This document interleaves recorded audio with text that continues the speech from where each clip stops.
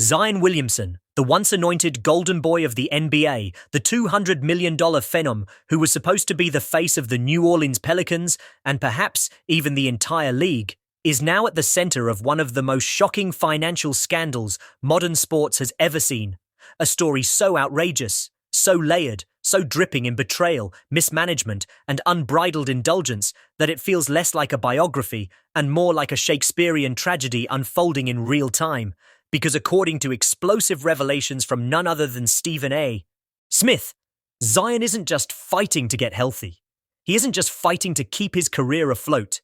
He's allegedly staring down the barrel of full-blown financial disaster, a meltdown so catastrophic that insiders are whispering the word bankruptcy in the same sentence as his name. And to truly grasp how we got here, you have to peel back every layer of hype, every endorsement deal, every weight joke turned warning, every club sighting, and every risky investment to see how the man built like a human highlight reel may be watching his empire crumble faster than he can leap to the rim. Because the cracks didn't start with a single moment. They started with patterns. Patterns of overindulgence, patterns of reckless spending, patterns of poor judgment, and patterns of ignoring the very discipline that separates the great from the forgotten. And Stephen A., in his typical over-the-top, thunderous delivery, didn't just point at those cracks, he exposed them under the harshest light possible, declaring on national television that Zion is stealing money from the Pelicans, that his unreliability, his injuries, his inability to stay on the court while collecting superstar checks amounts to a betrayal of trust, not just to his team, but to the fans, the sponsors, and the league itself. And while casual viewers laughed at the buffet jokes, the memes about his conditioning, and the endless social media chatter about his absences, Stephen A. was constructing a case, a dossier of behavior that all pointed to the same conclusion. Zion Williamson may not only be burning through his fortune, he may be torpedoing his legacy before it even truly begins, because what good is a $197, $23 million contract if 3 years of it aren't guaranteed, if availability remains a myth, and if endorsements with Nike, Gatorade, and Mountain Dew start to vanish the moment sponsors smell instability?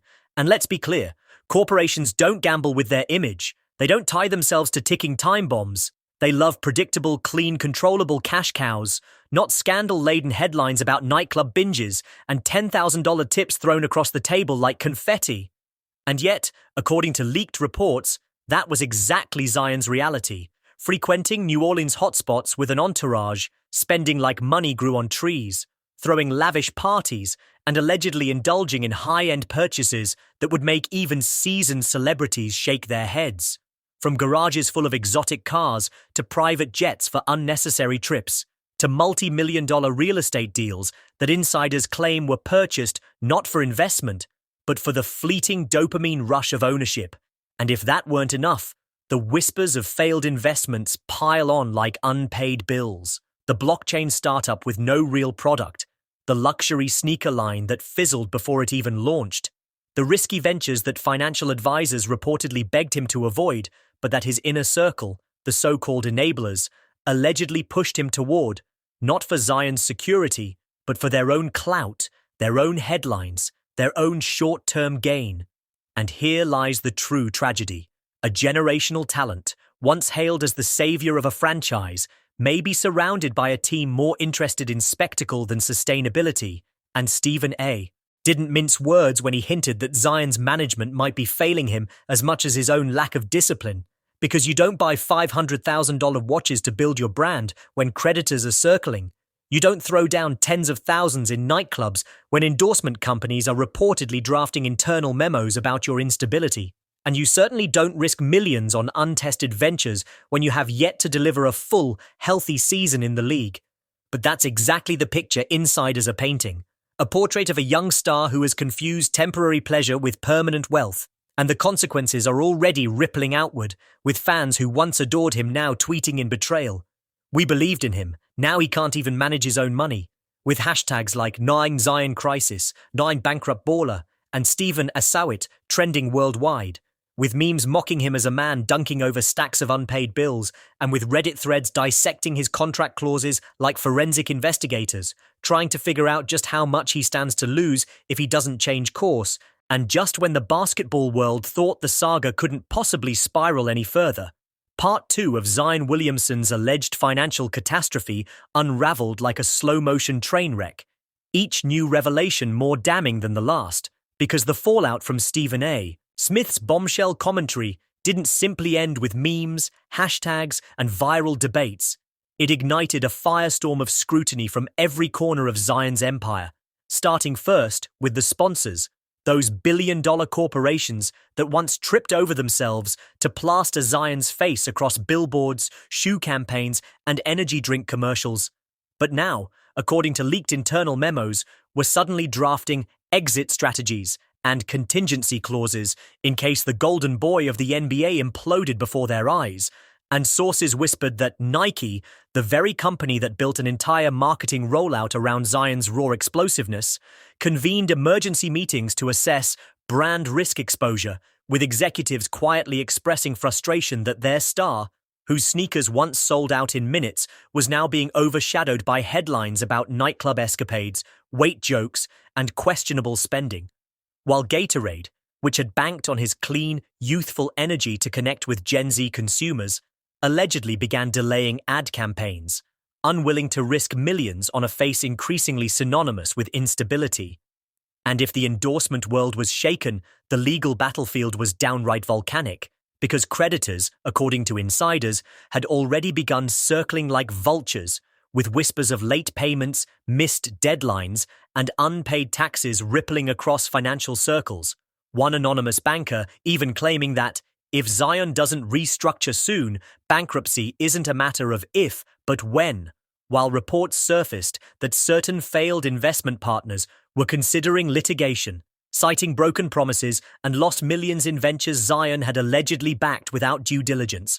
And Stephen A., ever the showman but also the prophet, hammered this home on national television, declaring with theatrical precision that Zion wasn't just risking his money, he was risking his legacy, his entire reputation as a generational superstar, because in today's NBA, talent alone doesn't secure immortality, consistency, discipline, and financial literacy do, and Zion's track record in those areas was being obliterated in the court of public opinion, with fans who once wore his jersey with pride now flooding Twitter and Reddit with vitriol, turning once celebratory hashtags into knives of betrayal.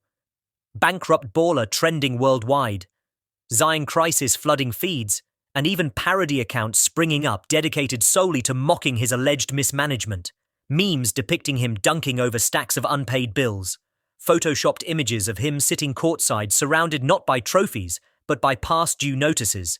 And while the internet roasted, insiders spoke of a darker betrayal brewing within his very inner circle, because the so-called management team Zion had entrusted with safeguarding his fortune were now being accused of enabling the chaos rather than containing it. Advisors allegedly greenlighting reckless purchases to curry favor, pushing flashy moves that boosted their own profiles while hollowing out Zion's safety net. And Stephen A., he, always the orator, didn't hold back in crucifying this alleged betrayal, thundering into the camera. It's not just about Zion. It's about the people who were supposed to protect him from himself. Words that landed like a grenade in the basketball community, sparking heated debates about athlete empowerment, financial education, and whether stars were being set up to fail by predatory entourages and sycophantic hangers-on. And while that debate raged, the NBA itself, according to whispers, was quietly monitoring the disaster, league officials said to be weighing whether Zion's unraveling posed a broader threat to the image of the NBA.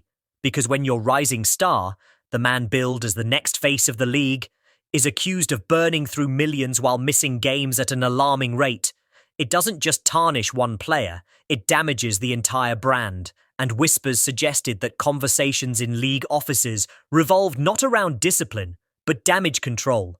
How to protect the ecosystem from a collapse that might scare sponsors away from investing in future phenoms, and all of this unfolded against a backdrop of raw fan anger, particularly in New Orleans, where Pelicans supporters who once dreamed of Zion leading them to the promised land now felt abandoned, tweeting things like, "We believed in him, now he's stealing from us," their loyalty curdling into bitterness as every injury update, every rumor of another lavish dinner or failed investment, confirmed the growing sense of betrayal.